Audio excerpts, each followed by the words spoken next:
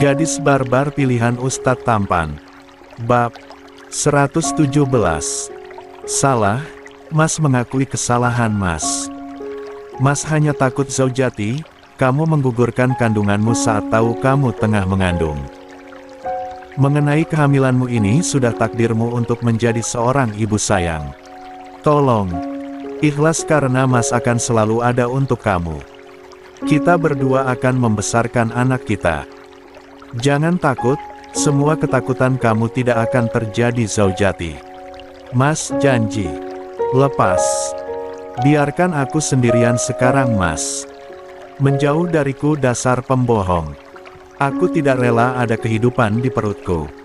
Zaujati. Ikram semakin mengeratkan pelukannya. Dia tidak peduli saat punggungnya harus terkena pukulan brutal dari istrinya. Baf.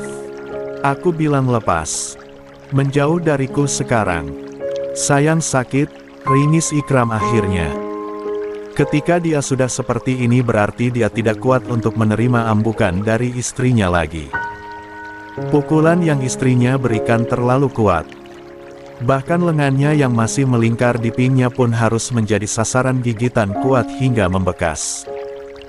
Akhirnya pukulan dari Yulia kelemahan. Kini dia hanya bisa menangis dengan kencang.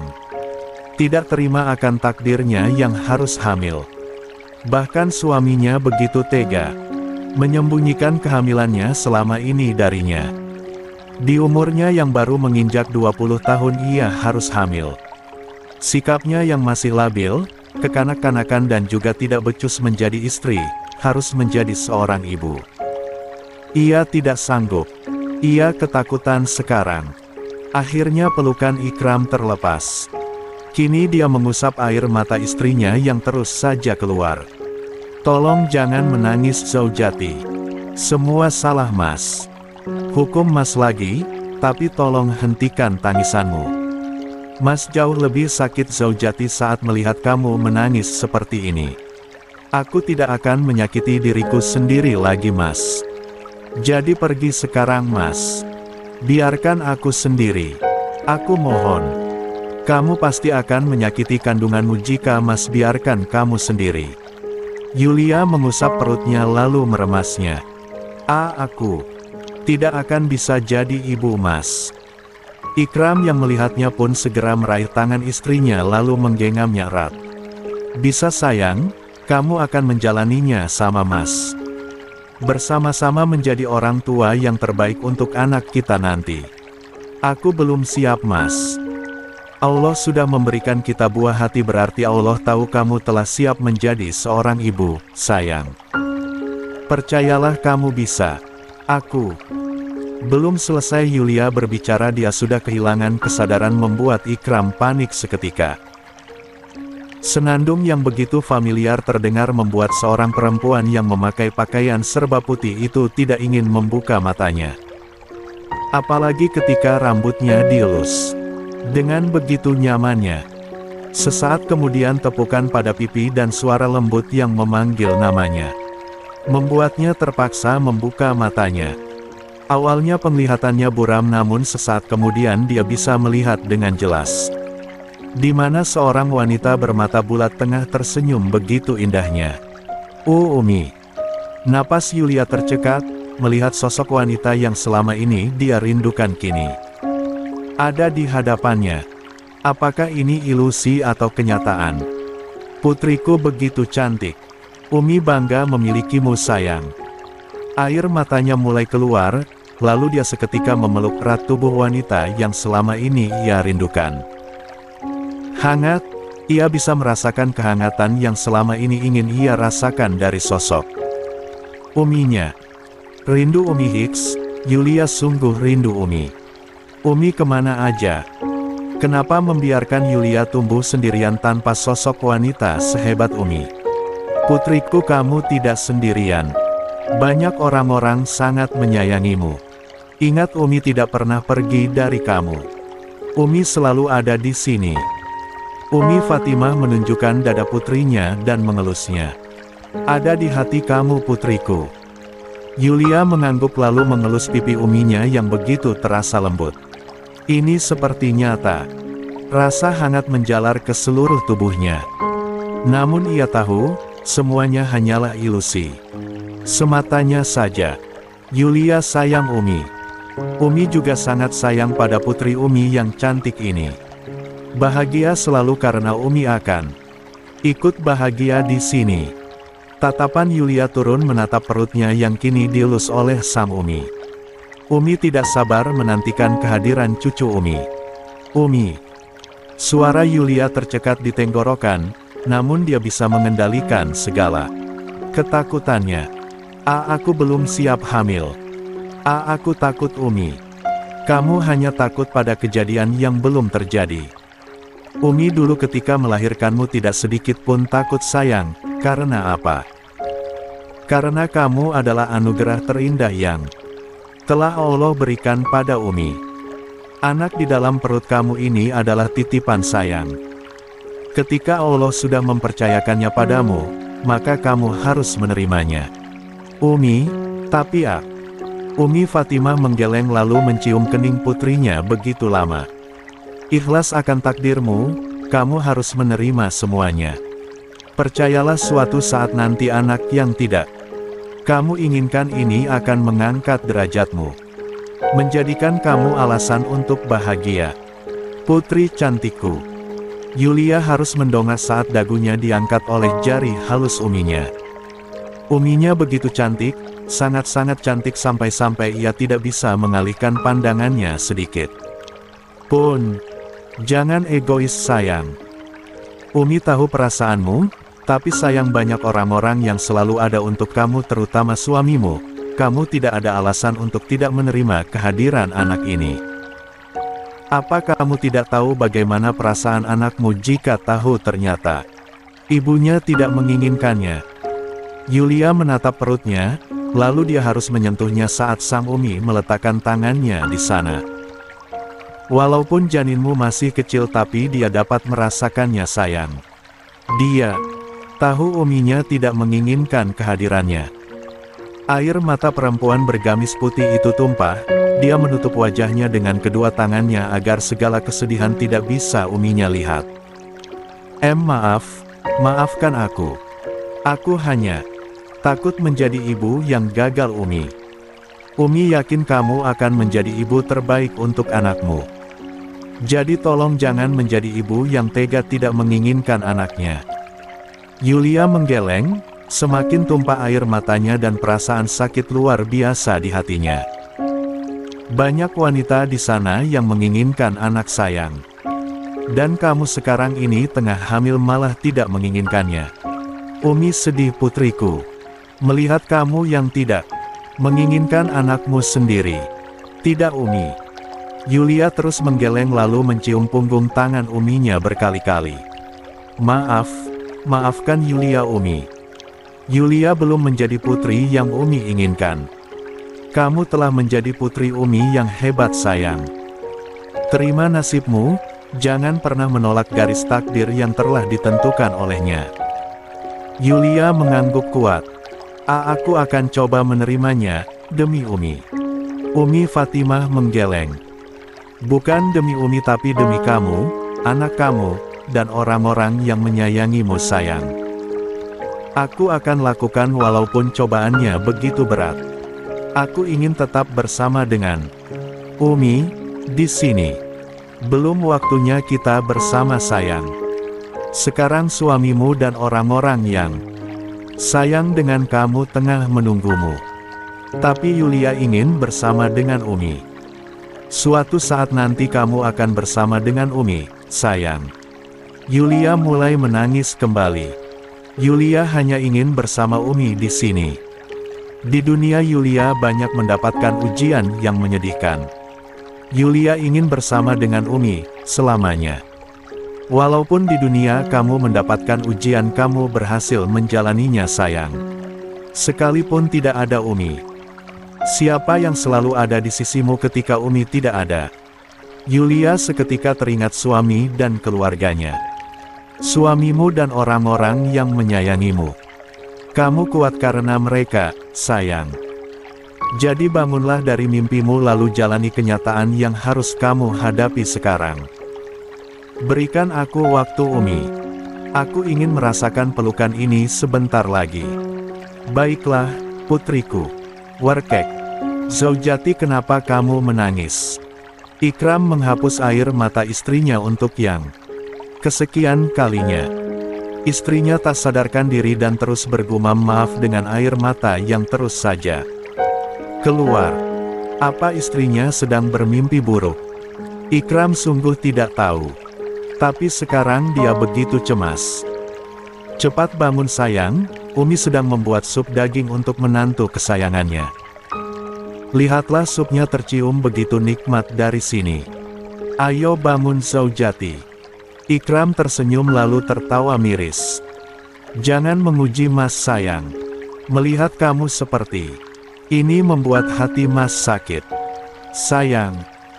Ikram menjatuhkan tubuhnya ke lantai, lalu memeluk erat tubuh istrinya yang masih bergumam dan sekarang menyebutkan nama uminya, Umi Fatimah.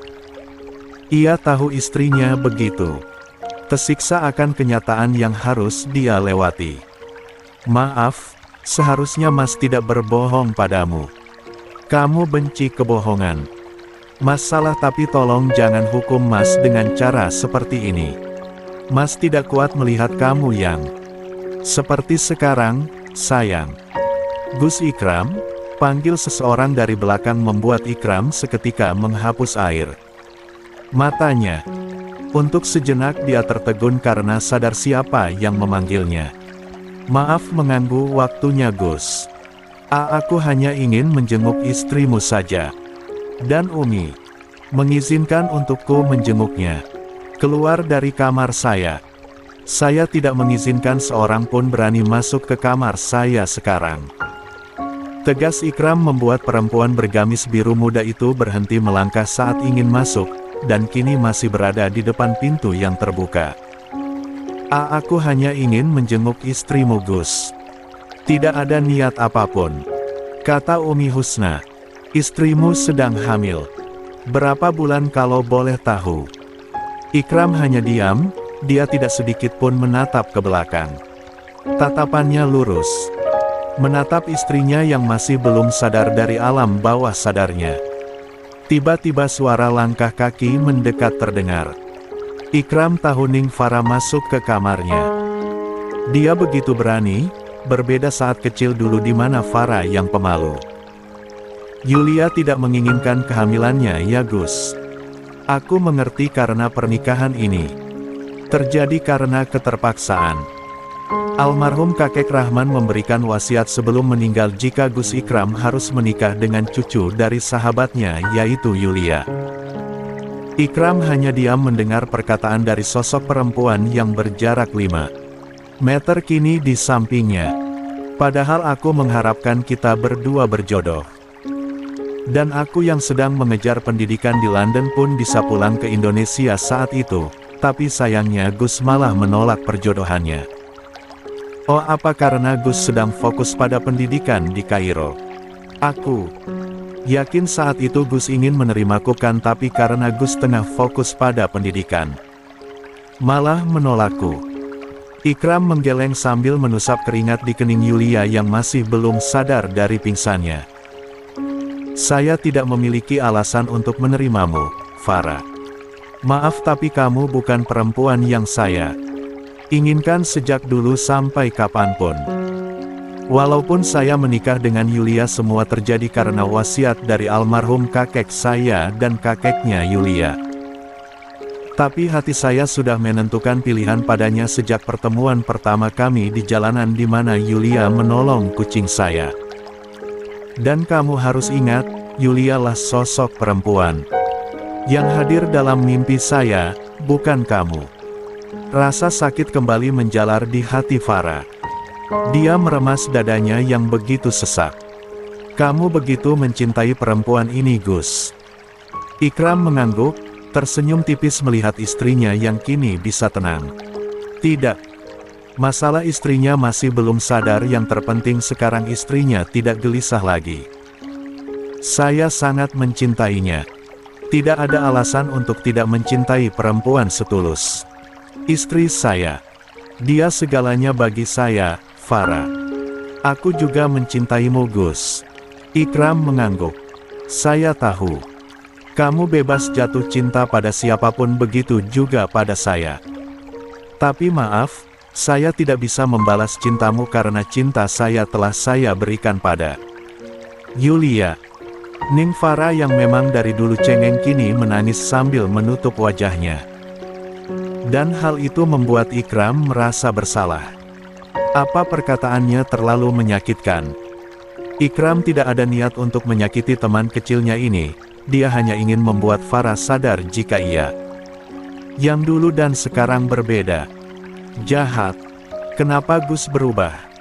Dulu Gus selalu berkata-kata manis padaku. Tapi sekarang kenapa Gus mengeluarkan kata-kata menyakitkan? Hicks.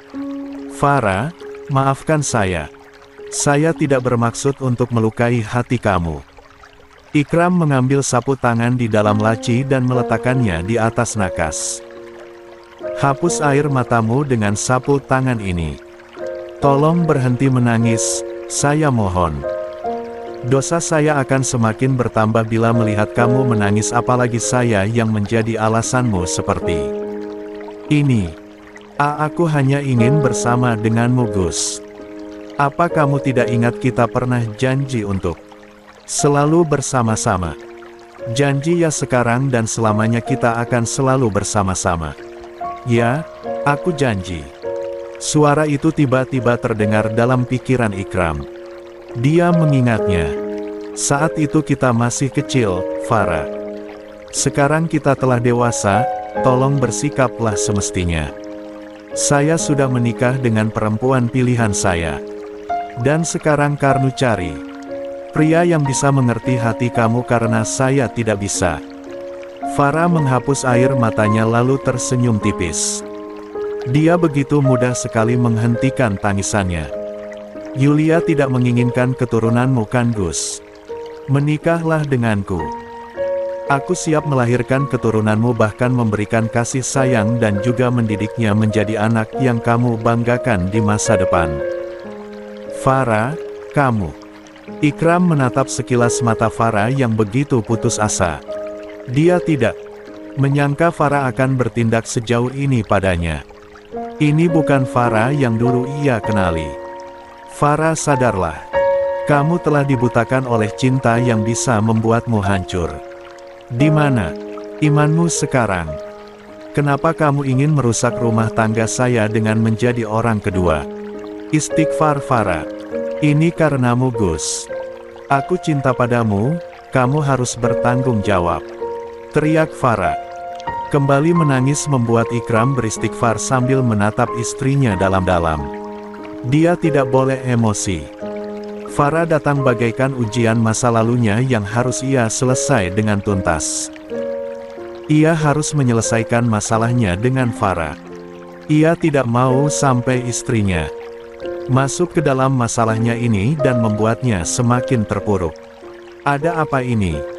Tiba-tiba Umi Husna datang dengan wajah penuh keheranan, membawa nampan yang berisikan sup daging untuk menantu kesayangannya. Ningfara yang melihat pun segera berlari mendekat lalu memeluk Umi dari gusnya. Dengan erat, nampan yang Umi Husna pegang bergoyang, untung saja dia buru-buru meletakkannya di atas meja. Umi, Gus Ikram Hicks. Dia kembali menangis pilu. Mengadu pada Umi yang selalu membelanya. Ikram, apa yang kamu lakukan pada Farah? Apa kamu lupa didikan dari Umi? Jangan menyakiti perasaan perempuan apalagi sampai membuatnya menangis. Umi, Ikram hanya ingin. Umi, sudah jangan marah pada Gus Ikram. Farah yang salah di sini karena mengganggu waktunya dengan istrinya. Walaupun niat Farah baik karena ingin melihat keadaan Yulia saja. Umi Husna menggeleng lalu menghapus air mata dari putri sahabatnya. Kamu tidak salah, sayang. Niat kamu ingin menjenguk menantu Umi. Sekarang jangan menangis lagi. Nanti Umi akan hukum Ikram karena telah buat kamu menangis. Ningfara mengangguk, lalu kembali memeluk tubuh Umi Husna. Farah sayang sama Umi. Umi pun Ikram hanya terdiam membisu, menatap punggung Farah dalam diam. Dia begitu terkejut akan tindakan Farah yang berani memotong pembicaraannya. Juga berpura-pura ialah yang salah padahal sudah jelas Farah yang memulainya. "Kenapa kamu seperti ini, Farah? Apa yang terjadi denganmu?" Gumamnya penuh tanda tanya dalam benaknya. Terkekeh. Siapa orang yang begitu betah tinggal di Tarim sampai lupa pada tempat tinggalnya sendiri? Tanya Gus Hilmi membuat dua pria berbeda umur yang tengah memakan rambutan di belakang dalam sontak saja berhenti. Gus Azan berdiri lalu tersenyum lebar hingga kedua lesung pipinya terlihat. "Masya Allah, Gus Hilmi, ini jenengan kan? Bukan, tapi saya pria yang dulu sering marahin kamu waktu kamu main ke sawah." Tengah malam, Gus Azan tertawa, membuat Gus Hilmi memeluk erat teman lamanya ini.